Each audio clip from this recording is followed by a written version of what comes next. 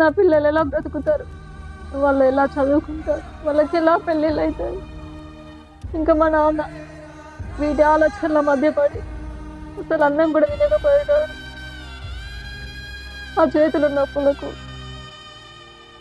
ఈ పని చేయలేనని తెలిసిన విషయానికి నా పిల్లలు ఎలా బ్రతుకుతారు అని ఒక తండ్రిగా, ఒక 5 పిల్లల తండ్రిగా ఎంతగా ఆలోచించేవాడో, ఎంతగా కుమిలిపోయేవాడో మేము చూసాము.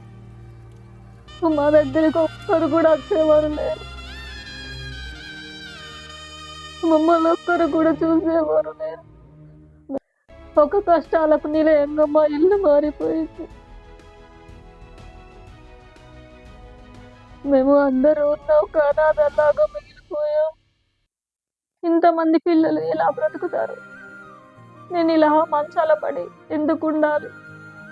ట్రైన్లు తీసుకొని రావడం వల్ల ఇవి మళ్ళీ ఆపరేషన్ ఫెయిల్ అయిపోయింది, ఆ రాళ్ళు ఎక్కడికక్కడ కూచిపోయా అని చెప్పారు డాక్టర్. డాక్టర్ కాళ్ళ మీద పడ్డది. తెలిసిన వాళ్ళు ఉంటే తీసుకెళ్తే ఆ డాక్టర్ కాళ్ళ మీద పడి మా అమ్మ చాలా అంటే చాలా ఏడ్చింది. ఈ వీడియో చూస్తున్న ప్రతి ఒక్కరూ దీనికంటే ముందున్న వీడియోస్ ఈ ఛానల్లో అప్లోడ్ చేశాను. ఇది మా జీవిత చరిత్ర, ఒక నిజమైన ఒక తండ్రి చరిత్ర, ఒక మధ్యతరగతి తండ్రి జీవితం ఏ విధంగా గడిచిపోతుంది, ఎన్ని కష్టాల మధ్య, ఎన్ని నష్టాల మధ్య అనేది. నేనైతే మా నాన్న మా కోసం ఎంత కష్టపడ్డాడు, అసలు మా కుటుంబం ఏ విధంగా ఎలా అయిపోయింది, ఎక్కడి దాకా వచ్చింది మా పరిస్థితి అనేది దీనికంటే ముందు ఉన్న ఎపిసోడ్లు చూడండి. అలా చూసి దీన్ని చూస్తే మీకు అర్థమవుతుంది. మీకు వీలుంటే ఈ ఎపిసోడ్ చూసిన తర్వాత ఒకసారి ఆ మిగతా కూడా చూడండి. అప్పుడు మా జీవితం అంటే ఏంటి అనేది మీకు అర్థమవుతుంది. అవును, మా నాన్న చాలా కష్టపడుతూ మమ్మల్ని పెంచాడు. మాకు కొంచెం ఊహ తెలిసిన తర్వాత, కొంచెం మేము పెద్ద అయిన తర్వాత మా నాన్నకు అనుకోని కష్టం వచ్చింది. ఆ కష్టమే ఫిడ్స్ వస్తే ఈ జబ్బలు అయితే మొత్తం జాయింట్స్ ఊసిపోయేంతగా నలిచారు. అది ఎలా నడిచారు, అసలు ఏంటి, ఏం జరిగింది అనేది దీనికంటే ముందు వీడియోలో పెట్టాను, చూడండి వెళ్ళి వీలైన వాళ్ళు. ఇంకా మా నాన్నకైతే అలా ఈ జబ్బలను మొత్తం ఈ కీళ్ళు ఎక్కడ ఊసిపోతే మా నాన్నకు హైదరాబాద్ తీసుకెళ్ళి ఆపరేషన్ అయితే చేపించాము. చాలా డబ్బులు ఖర్చు అయ్యాయి. అప్పుడు చాలా అంటే చాలా డబ్బులు ఖర్చు అయ్యాయి. వాటికి మా అమ్మమ్మ వాళ్ళే మాకు హెల్ప్ చేసిండ్రు. మాకు ఏ కష్టం వచ్చినా నిజం చెప్పాలంటే అమ్మమ్మ వాళ్ళే చాలా వరకు హెల్ప్ చేసేవారు. ఇంకా మిగతా బయట ఎక్కడ తీసుకొచ్చినా అప్పులాగా, కానీ వాళ్ళు ఎంత ఇచ్చినా కూడా అది మళ్ళీ మేమైతే తిరిగి తీర్చలేము వాళ్ళకు. వాళ్ళ రుణంలో మేము ఉన్నాము, ఎప్పటికైనా మేము వాళ్ళ రుణంలో ఉన్నాము. మమ్మల్ని ఆ విధంగా వాళ్ళు ఆదుకున్నారు. ఇంకా మా నాన్నకైతే అలా ఈ జబ్బలు ఊసిపోయిన మూల ఆపరేషన్ చేయించినాము. చేయించిన తర్వాత అమ్మ వాళ్ళు హైదరాబాద్లో, మేము ఇక్కడ చాలా కఠినమైన పరిస్థితుల మధ్యలో మేము బ్రతికాము. ఆ కష్టాలన్నీ చూసుకుంటూ ఇంకా మా జీవితం అయితే దిక్కుతోచని ఒక అయోమయమైన అగాధంలోనికి వెళ్ళిపోయినట్లయింది. ఒక నెల రోజుల దాకా నాన్న హైదరాబాద్లోనే ఉన్నాడు. ఉన్న తర్వాత అక్కడ హాస్పిటల్లో ఎంతో మా నాన్న నరక వేదన అనుభవిస్తున్నాడు ఈ చేతుల నొప్పులకు. అయినా కూడా ఆ మెడిసిన్స్ తీసుకుంటూ మళ్ళీ ఇంకా చెకప్కి మళ్ళీ ఒకసారి రమ్మని ఇంటికైతే పంపించారు. పంపిస్తే అప్పుడు అంత అవగాహన లేకుండా మళ్ళీ మా నాన్ననైతే ట్రైన్లో తీసుకొని వచ్చారు ఇంటికి. తీసుకొని వచ్చిన తర్వాత ఒక వారం తర్వాత ఇంకా మా నాన్నకి మళ్ళీ నొప్పులు స్టార్ట్ అయ్యాయి. మళ్ళీ చేతులు ఇవన్నీ వాపొచ్చాయి. మొత్తం రక్తాల కారడం స్టార్ట్ అయింది. అసలు ఏమైంది అని కొంచెం ఇట్లా పట్టి అంతా ఇది ఇప్పి చూస్తే మొత్తం రక్తంతో నిండి ఉంది. మా నాన్నకి మొత్తం ఇట్లా పైపులా నుంచి చిమ్మిచ్చి పోసినట్టుగా రక్తం అయితే చాలా అంటే చాలా మా నాన్న రక్తం కారుతుంది. చాలా ఏడ్చేవాడు. హైదరాబాద్లో నుంచి వచ్చినప్పటి నుంచి మా నాన్న అసలు నిద్రపోయేవాడు కాదు, ఏం తినేవాడు కాదు, ఆ నొప్పి భరించలేక. ఎందుకంటే ఎవరికైనా కూడా ఏ గాయమైనా, ఏ చిన్న గాయమైనా భరించే వాళ్ళకే తెలుస్తుంది. చూసే వాళ్ళకు ఆ నొప్పి యొక్క లోతు తెలియదు. ఎందుకంటే భరించే వాళ్ళకే తెలుస్తుంది ఆ బాధ. అలా మా నాన్న ఆ చేతుల నొప్పిని భరించి తట్టుకోలేక చాలా ఏడ్చేటాడు మా నాన్న. అప్పుడు ఎంత మా నాన్న నరకాన్ని చూస్తాడంటే అసలు ఎట్లా తట్టుకున్నామో. దేవుని దయ వలన మమ్మల్ని అయితే ఇంకా మా నాన్న అయితే ఆ చేతుల నొప్పితోనే అలానే ఉంటున్నా కూడా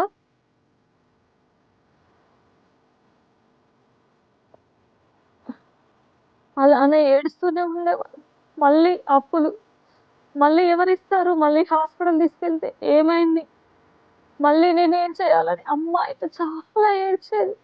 ఇంకా నాన్న హాస్పిటల్ నుంచి ఇంటికొచ్చిన తర్వాత అందరూ చూడ్డానికి వస్తారు కదా! అలా వచ్చిన వాళ్ళు పలకరించి పోయేవాళ్ళే గానీ, రూ. 10 సాయం చేసేవారు కూడా మాకెవ్వరూ లేకుండే. మళ్ళీ మేము అప్పు తీరుస్తామో, తీరువమో అని ఎవ్వరు డబ్బులడిగినా కూడా ఎవ్వరు కూడా మాకు ఒక్క రూపాయి కూడా వీడు నావోడు అని ఒక్క రూ. 10 కూడా మా నాన్నకు ఎవ్వరు సహాయం చేయలేదు. ఎవరినైనా మనిషి మంచిగున్నంత సేపే. ఒక మనిషి లేవలేని స్థితిలోనికి వెళ్ళిపోతే ఆ మనిషిని ఎవ్వరు పట్టించుకోరు. అలాంటి పరిస్థితి కొంతమందయితే మేము డబ్బులెక్కడ అడుగుతామో కూడా అని మా నాన్నను చూడడానికి రాని వాళ్ళు కూడా ఉన్నారు. కానీ ఎంత కష్టం వచ్చినా, ఏమొచ్చినా మళ్ళీ మా దగ్గర కొంచెం బంగారం ఉంటే ఆ బంగారాన్ని అమ్మి మళ్ళీ అమ్మ మంచిర్యాలకి మళ్ళీ హాస్పిటల్ తీసుకెళ్ళింది. ఒక డాక్టర్ కాళ్ళ మీద పడ్డది. తెలిసిన వాళ్ళుంటే తీసుకెళ్తే ఆ డాక్టర్ కాళ్ళ మీద పడి మా అమ్మ చాలా అంటే చాలా ఏడ్చింది. ఏడిస్తే అక్కడికి వెళ్ళిన తర్వాత మళ్ళీ డాక్టర్స్ చూసి అవన్నీ మీరు ట్రైన్‌లో తీసుకొచ్చారంటున్నారు కదా! మీరు ట్రైన్‌లో తీసుకొని రావడం వల్ల ఇవి మళ్ళీ ఆపరేషన్ ఫెయిల్ అయిపోయింది. ఆ రాళ్ళు ఎక్కడికక్కడ కూచిపోయాయని చెప్పారు డాక్టర్లు. అప్పుడు మేము విన్న వెంటనే మళ్ళీ షాక్ అయిపోయాము. మళ్ళీ మొదటికొచ్చింది పరిస్థితి. మళ్ళీ ఏం చేయాలి? మళ్ళీ ఎవరిస్తారు మాకు డబ్బులు? మళ్ళీ ఆపరేషన్ చేయాలంటున్నారు డాక్టర్లు. మళ్ళీ ఎలా? ఆ పరిస్థితిలో నుంచి మళ్ళీ ఆహ్, అంతటిలో లోతులో నుంచి మళ్ళీ మేము ఏ విధంగా బయటకు రావాలి? ఇంకా మళ్ళీ మాకు ఏం దిక్కు లేదు. ఏం చేద్దామన్నా మాకు ఎవ్వరు సహకరించేవారు లేరు.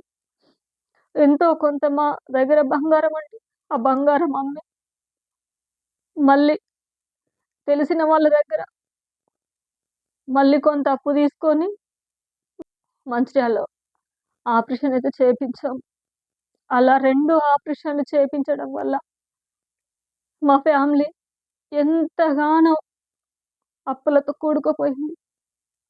ఏం చేయాలో దిక్కు తోచని పరిస్థితిలోనికి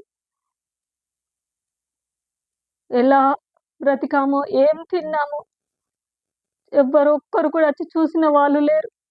పలకరించిన వాళ్ళు లేరు. పలకరించడానికి వస్తే ఎక్కడ డబ్బులు అడుగుతారో అని. మా నాన్న మళ్ళీ 15 రోజుల కంటే ఎక్కువ మళ్ళీ హాస్పిటల్‌లోనే ఉన్నాడు. అలా ఉంటూ మళ్ళీ ఆపరేషన్ చేసిన మళ్ళీ రాళ్ళేశారు దీంట్లో. ఏసి ఆపరేషన్ చేస్తే అప్పుడు మా నాన్నకు ఆ రాళ్ళు ఆగాయి.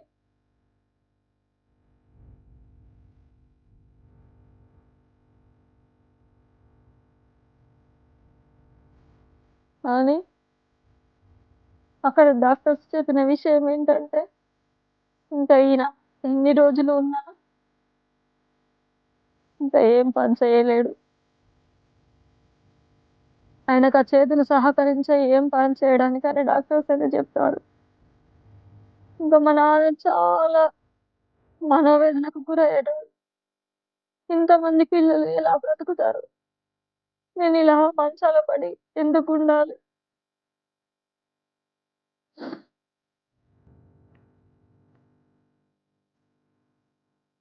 మా నాన్న చాలా ఏడ్చేటోడు. అస్సలు నిద్ర పట్టుడే కాదు. మేము మా నాన్న నిద్ర లేని రాత్రులను మేమెన్నో చూసాం. కానీ మేమేం చేయలేం. ఒకరి బాధను ఒకరం మోయలేం కదా! ఎవరికొచ్చిన కష్టాన్ని వాళ్ళే భరించాలి.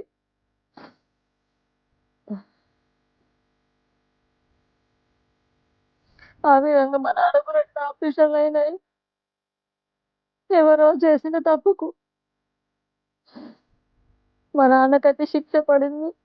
ఇంక మా నాన్న ఏమి చేయలేని పరిస్థితిలోనికి వెళ్ళిపోయాడు. మా.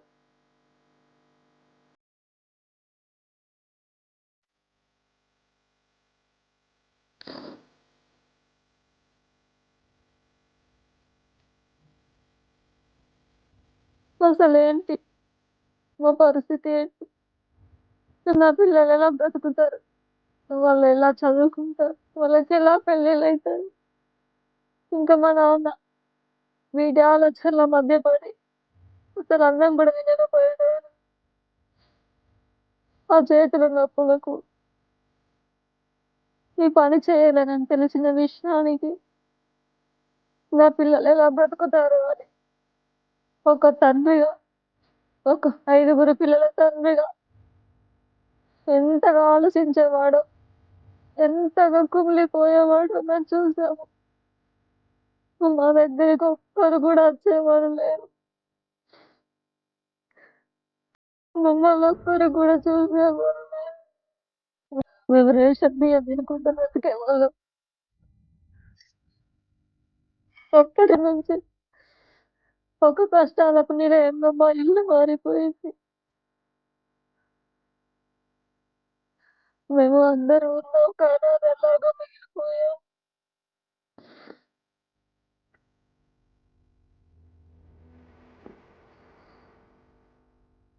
తమ్ముళ్ళు చెల్లెళ్ళు స్కూల్‌కు పోయేవాళ్ళు.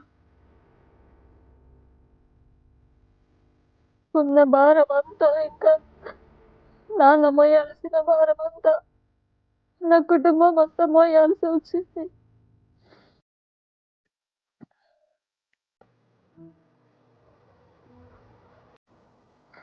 అప్పటి నుంచి ఇంకా నా కుటుంబ పరిస్థితి ఏమైంది? ఏంటి? నా కుటుంబం ఏ విధంగా ముందుకు వెళ్ళింది? అసలు నా కుటుంబానికి సపోర్ట్ చేసిన వారు ఎవరు? తర్వాత ఎపిసోడ్‌లో చెప్తాను. ఈ వీడియో చూస్తున్న ప్రతి ఒక్కరు తల్లిదండ్రులను నిర్లక్ష్యం చేయొద్దన్న ఒక్క ఉద్దేశంతోటి నేనైతే మా నాన్న పడ్డ కష్టాలు నేను మీ ముందుంచుతున్నాను. దీంట్లో ఏ ఒక్కటి నటన లేదు. ఏ ఒక్కటి కల్పితం లేదు. దయచేసి తల్లిదండ్రుల కష్టాన్ని అర్థం చేసుకుంటారని ఒక్క ఉద్దేశంతోటి నేనైతే ఈ వీడియో చేస్తున్నా. మా కుటుంబం ఇప్పుడు ఏ పరిస్థితిలోనికి వెళ్ళిపోయింది అనేది నేను తర్వాత ఎపిసోడ్‌లో చెప్తాను.